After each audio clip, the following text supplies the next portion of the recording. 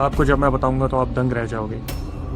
जिस फ्लैट में ये रह रहे थे रेंट पर, उसके ओनर आते हैं इनके पास और बताते कि बेटा हमने इस घर को बेच दिया है और हम खुद भी इंडोर मूव कर रहे हैं, तो आपके पास 15 दिन का टाइम है, आप लोग खाली करके कहीं दूसरी जगह देख लीजिए।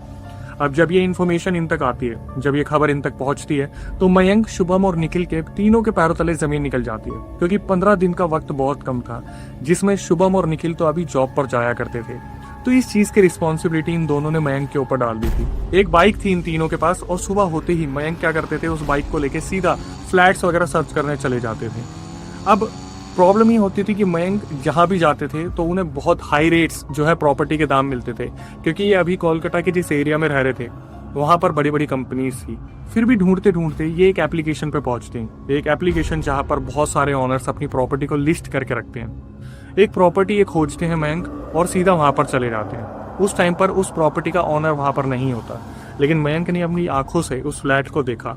देखने पर ऐसा लग रहा था कि पुराना बना हुआ है, लेकिन जैसे एडवर्टीजमेंट होती है, वहां पर एक बोर्ड लगा हुआ था जहां लिखा हुआ था कि अगर किसी को फ्लैट की जरूरत है तो इस नंबर पे कॉल करें। मयंक ने क्या करा, उस नंबर को सेव कर लिया और मयंक सीधा फ्लैट पे वापस आ जाता है। शाम को जब इनके दोस्त आते हैं, शुभम और निखिल, तो मयंक उन्हें बताते हैं कि यार ऐसे ऐसे मैंने एक फ्लैट देखा है और मेरे हिसाब से वो पुराना बना है, तो हमें ना मिल जाएगा वो। अब ये तीनों आपस में बात करते हैं। फ्राइडे का दिन था, सैटरडे संडे दोनों दोस्तों की छुट्टी थी। ये वक्त न जाया करते हुए सीधा फ्लैट देखने सुबह सुबह तीनों एक ही बाइक पे निकल जाते हैं। जब ये वहाँ पे पहुँचते हैं तो उस टाइम पर जो ऑनर थे उन्हें फ़ोन मिलाया जाता है, और ऑनर जो है, जैसे ये घर है उसके साइड वाले घर में ऑनर रहा करते थे। तो ऑनर बाहर आते हैं और ऑनर इनसे पूछना शुरू करते कि आप कहाँ पे काम करते हो, क्या काम करते हो।